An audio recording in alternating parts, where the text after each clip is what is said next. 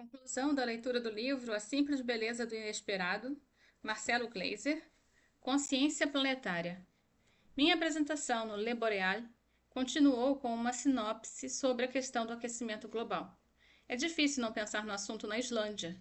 No início de 2015, um time de cientistas da Universidade do Arizona publicou um estudo mostrando que a ilha está crescendo. Sua superfície subiu 3,6 centímetros por ano. Os cientistas mostraram que esse crescimento é consequência do derretimento acelerado das geleiras. Com o alívio da pressão sobre o solo, a ilha sobe lentamente, como se propulsionada por molas. Para chegar a essa conclusão, a equipe de cientistas analisou dados de GPS acumulados durante 20 anos, em mais de 60 locais distribuídos pela ilha. Os números são assustadores. A Islândia está perdendo cerca de 1 bilhão de toneladas de gelo anualmente, num processo que tende a acelerar à medida que a massa de gelo diminui. Se o degelo continuar nesse ritmo, em 2025 a elevação da ilha será de 4 centímetros ao ano, semelhante ao crescimento de uma criança de 6 anos. Com a elevação da ilha e o alívio da pressão sobre o solo, rochas subterrâneas profundas derretem mais rapidamente, alimentando os vulcões islandeses, já bem impacientes. O prognóstico não é nada bom. Quando discutimos o aquecimento global, temos que abordar duas questões essenciais. Primeira, o aumento gradual da temperatura global. Segunda, a causa desse aumento. Em particular, é necessário determinar se essa causa pode ser atribuída a atividades humanas ou se vem de processos naturais além do nosso controle. Obviamente, se somos nós os culpados, devemos fazer algo para mitigar os efeitos da poluição.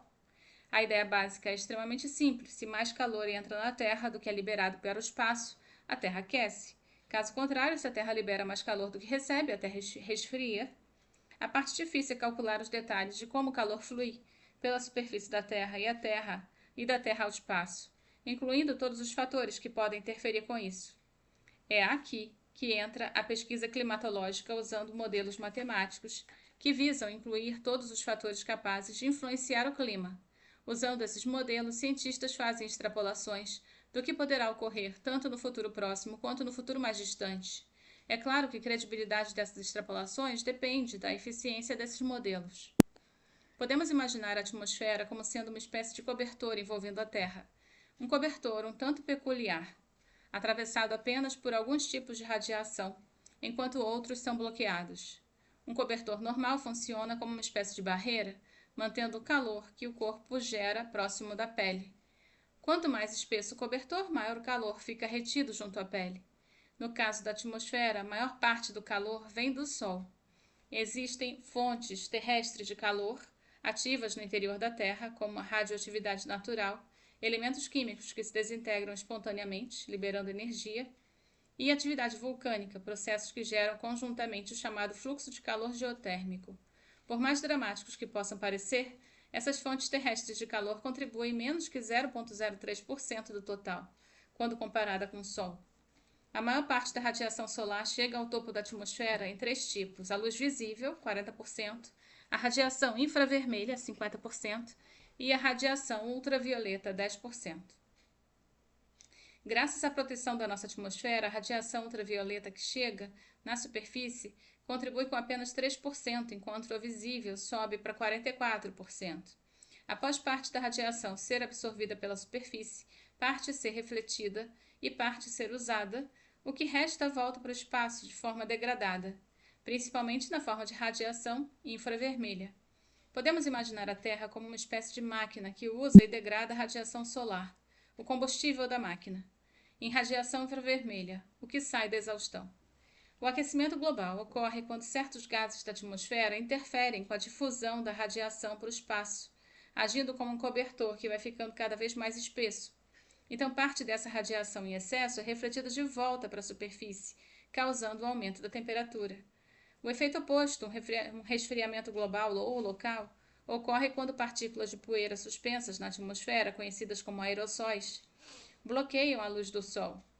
Um exemplo dramático ocorreu há 65 milhões de anos na península de Yucatán, no México, devido à colisão de um asteroide de 10 quilômetros de diâmetro. Esse impacto é a causa principal da extinção dos dinossauros e cerca de 50% da vida que existia então na Terra.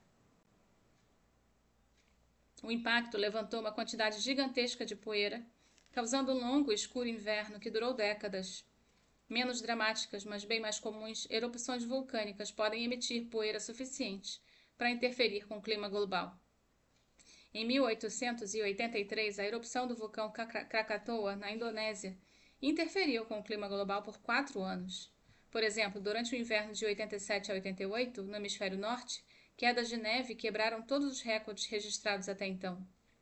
Para monitorar as mudanças climáticas das últimas décadas, cientistas do mundo inteiro colhem dados em estações que cobrem quase toda a superfície e as regiões inferiores da atmosfera terrestre. Esses dados, então, usados na construção de modelos climáticos que visam fazer previsões do que pode ocorrer no futuro. Após serem discutidos e cuidadosamente analisados, os resultados são tabulados e interpretados nos relatórios do Painel Intergovernamental de Mudanças Climáticas, IPCC. Eis as respostas atuais para as duas questões centrais sobre o aquecimento global. Primeiro, não há dúvida de que nos últimos 150 anos a temperatura global está subindo lentamente. Existem flutuações anuais, mas em média o aumento gradual da temperatura global é transparente. Usando um período de 5 anos como parâmetro, fica bem claro, o aumento da temperatura vem seguindo o aumento da industrialização a partir do início do século XX. Mais importante ainda, a taxa de crescimento desse aumento de temperatura dispara em torno de 1980 e não demonstra qualquer sinal de redução. Apenas uma pequena minoria de cientistas e aqueles motivados por agendas políticas ou econômicas questionam esses resultados. Só não vê quem não quer. Sem entrar em detalhes, a linguagem usada no relatório do IPCC mudou de moderada para praticamente certa. Os relatórios são públicos no www.ipcc.ch. O planeta está esquentando, mesmo incluindo a margem de erro nas medidas.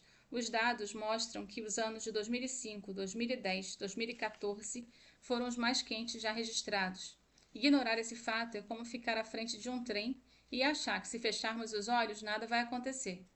A segunda questão, se o aquecimento global é consequência das atividades humanas, é mais complexa e politicamente delicada, dado que a resposta influencia decisões políticas e econômicas. Mesmo assim, é importante entender que a questão em si não é política ou econômica, mas sim científica. Para respondê-la, é necessário isolar cada contribuição possível para o aquecimento global e analisar quantitativamente seus efeitos locais e globais. Mais uma vez, a maioria absoluta dos cientistas concorda que o aumento da temperatura global é devido ao aumento da poluição atmosférica, consequências do desmatamento e da queima de combustíveis fósseis. A causa é o acúmulo de gases que provocam o chamado efeito estufa e o aumento da refletividade da atmosfera, ou seja, o aumento da espessura do cobertor, causado principalmente pelo gás carbônico, vapor d'água, metano, óxido nitroso e ozônio. Se nenhum desses gases estivesse presente na atmosfera, a temperatura média do planeta estaria cerca de 15 graus centígrados mais baixa. Por outro lado, gases em excesso causam um aumento da temperatura. Desde o início da Revolução Industrial, o acúmulo de gás carbônico na atmosfera cresceu de 289 partes por milhão, ppm, a valor alarmante de 398 ppm. De acordo com os dados coletados no topo do Monte Mauna Loa, no Havaí, modelos climáticos prevêem que quando a concentração atmosférica de gás carbônico chegar a valores 2 vezes mais altos do que o início da Revolução Industrial, a temperatura global subirá de 2 a 5 graus centígrados. Dada a natureza estatística desses modelos, é difícil saber exatamente quando que isso ocorrerá. Entretanto, todos os modelos indicam que, a menos que cortes radicais na emissão de gás carbônico, CO2, sejam efetuados nos próximos anos, esse aumento de temperatura ocorrerá antes do final desse século. Algumas mudanças climáticas já estão acontecendo, mesmo que seja difícil isolar eventos locais.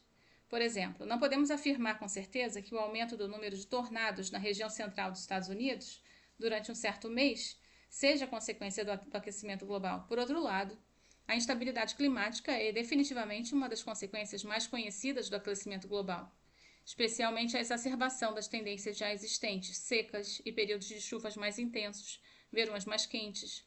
No caso dos tornados, mesmo que seu número seja menor hoje do que dos meados do século passado, os tornados vêm em grupos, muitos ocorrendo num período curto de tempo, então eles são mais numerosos. Considerando os resultados da astronomia moderna e dos modelos climatológicos das últimas décadas, chegamos a uma conclusão inescapável. A Terra é um planeta raro, com recursos finitos. Evoluímos aqui e dependemos de sua estabilidade ambiental para nossa sobrevivência. Com quase 8 bilhões de pessoas para alimentar, precisamos criar uma relação mais sustentável com a nossa casa planetária, a única que pode nos abrigar pelas próximas décadas. Realisticamente, por bem mais tempo do que isso. Por que é tão difícil convencer as pessoas da urgência desse problema? Primeiro, porque mudanças climáticas ocorrem tão lentamente, em escalas e tempos com que poucos se preocupam. Uma coisa é uma bomba explodindo, outra é a previsão de algo catastrófico que ocorrerá há 50 anos. Quem liga, certo? Não é meu problema. Eu não estarei mais aqui quando isso acontecer. Segundo, existe uma enorme pressão política e econômica para manter o status quo. O alarmismo sobre a previsão de cenários de fim de mundo e de mudanças devastadoras no planeta que levarão ao caos social não assusta as pessoas, ao menos não tanto quanto deveria. Mais realista é a mudança da perspectiva que ocorrerá quando as tecnologias que usem fontes renováveis de energia forem mais baratas e de fácil acesso. Melhor ainda, quando essas tecnologias forem economicamente atraentes, se um dia essa comunicação de energia solar, eólica e biomassa gerar energia mais barata do que o carvão, gás e petróleo, ou os combustíveis fósseis terão seus dias contados. Esse é o desafio tecnológico, algo que pode ocorrer nas próximas 2 décadas. A mudança de perspectiva já começou. Cada vez mais vemos painéis solares e turbinas de vento espalhadas pelo mundo. Nossa sinergia com o planeta já está crescendo. O valor de uma geração é seu legado para as próximas. Espero, pelas nossas crianças, que o legado da minha geração seja um planeta melhor, mais limpo, habitado por seres humanos mais espiritualizados, cientes do seu dever moral de preservar a vida a todo custo. O que pode ser mais importante do que garantir o futuro da nossa espécie?